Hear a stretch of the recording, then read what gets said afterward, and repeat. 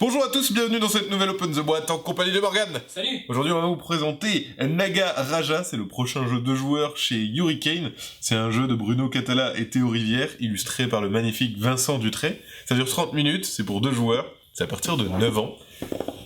Comme on le disait, c'est pour 2 joueurs exclusivement. Ils ont déjà fait d'autres jeux dans le style comme Kero par exemple précédemment, qui avait été illustré par Pierrot.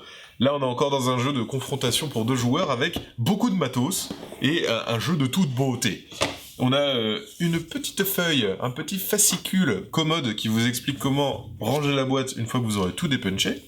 On a un feuillet de règles, alors règle assez particulière parce c'est un dépliant, donc on n'est pas sur un bouquin.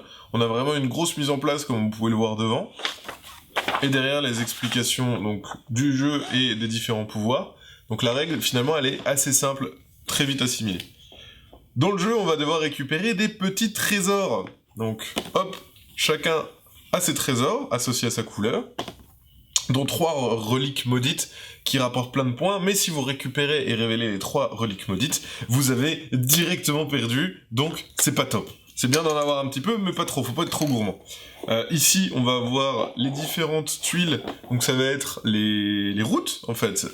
Vous allez, pour pouvoir récupérer les reliques, devoir créer des routes. Dès que la route rejoint une relique, vous la récupérez, vous la révélez, et vous la gagnez. Vous avez aussi ce magnifique parchemin de toute beauté, symbolisant la personne qui est active.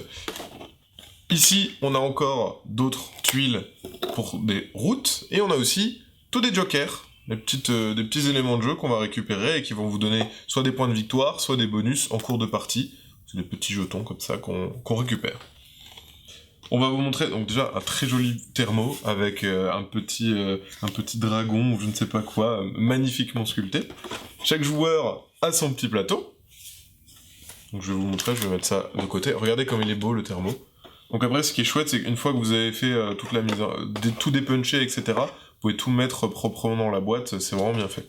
Même le petit parchemin, enfin regardez, tout est pensé, c'est beau comme tout.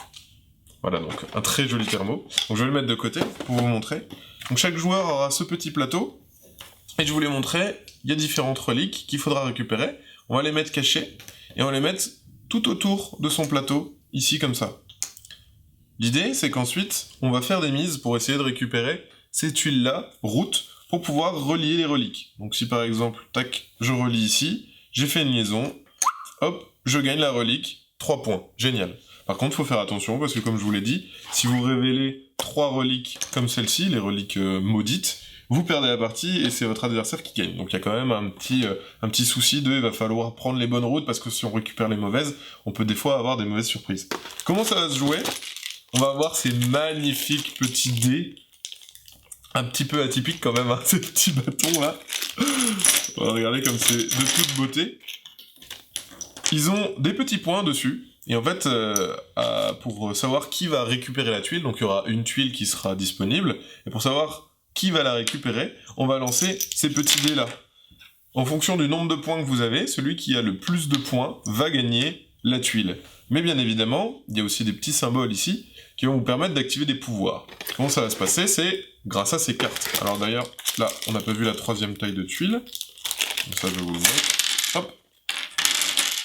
Globalement, plus le bâton est grand, plus vous avez des points, plus il est petit, plus vous avez des symboles, j'ai oublié le nom, Naga Raja, je dirais, les nagas, voilà, plus vous avez des symboles de naga. Hop. Et c'est ici qu'entrent en jeu les cartes. Les cartes vont vous donner des indications sur quels sont les dés que vous allez lancer. Il y a 2 informations à savoir sur les cartes. Soit vous la jouez pour récupérer le nombre de petits dés indiqués, donc là par exemple 5 verts, donc vous allez lancer 5 dés verts, que vous lancerez, ou alors, vous allez pouvoir utiliser la carte pour le pouvoir qu'elle fait. Donc elles ont vraiment toutes 2 utilisations. Par exemple, ici on lance 3 blancs. Ici on lance beaucoup de verts, etc.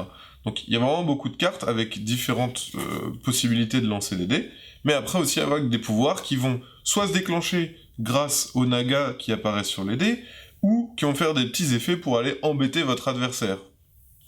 Voilà, donc il y a vraiment plein de choses pour regarder aussi les tuiles, pour ne pas tomber sur les tuiles dont on n'a pas besoin. Par exemple, je vais dire je vais lancer que 2 dés, mais je vais utiliser ce pouvoir pour regarder ce qu'il y a sous mes reliques. Ok, ça va être nul, finalement cette tuile je la veux plus. Donc voilà, on peut vraiment pondérer un petit peu la chance, et il va falloir optimiser, être malin, pourquoi pas même bluffer pour pouvoir récupérer les bons chemins au bon moment. Voilà, et ici on a un petit rappel pour chaque joueur qui indique quelles sont les probabilités que vous avez sur les différents dés. Donc on voit ici il n'y a que des points, ici il y a quelques points et un symbole, et ici moitié symbole, moitié un point. Voilà, ça permet d'avoir un petit peu en probabilité ce qu'il est possible d'avoir. Voilà, et je crois que j'ai tout montré sur matériel assez atypique, ces petits bâtonnets là qu'on va lancer et qui vont nous donner les capacités et la possibilité de prendre les tuiles. Voilà, donc c'était une présentation rapide du matériel de Nagaraja. Sur ce, comme d'habitude, on vous fait des gros bisous, on vous dit à la prochaine, et puis ciao!